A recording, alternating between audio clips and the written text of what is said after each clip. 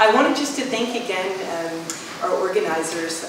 All three of you have done an amazing job getting this event off the ground. And since we're talking about reconnecting struggles, we also should be talking about the struggle to hold events like these in a very constraining, increasingly neoliberal higher education environment where it actually becomes very, very hard to create this kind of space.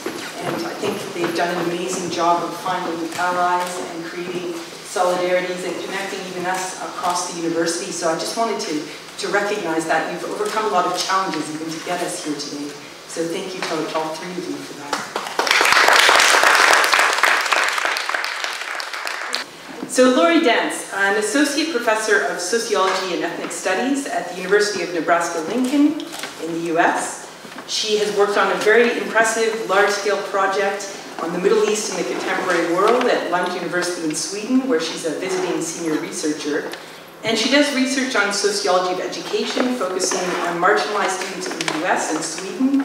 A number of very interesting publications around that, including a book in progress, Gone with the Neoliberal Wind, Minority Teens, School Reform and Urban Change in Sweden and the US.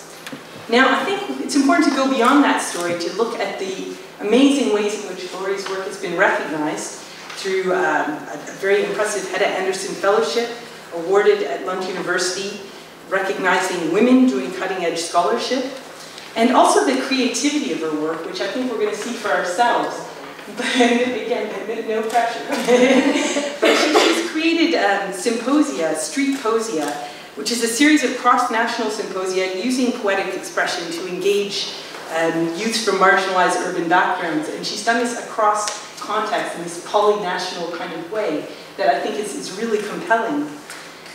Finally, I think the recognition we should be talking about here, and again, this is about reconnecting struggles, especially looking at where we are now in the neoliberal university environment, is the ways in which, from what I saw, Lory has connected with her students. And we really need to be talking about teaching as well, especially us as academics. That increasingly becomes something devalued and pushed to the side, and a sort of regrettable inconvenience, rather than maybe the reason we were here to begin with.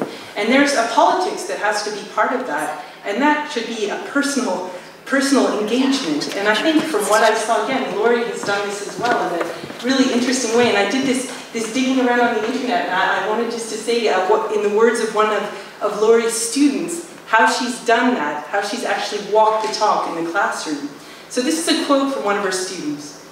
"Professor Dance is by far my favorite professor I ever had. She is super cool, makes class interesting, and she just genuinely cares about every student in her class. She took the time to learn our names and to know us individually. She always has something up her sleeve and knew how to get students excited and interested in what she's teaching." I don't think I need to say any more. I'm going to hand you over to Lory.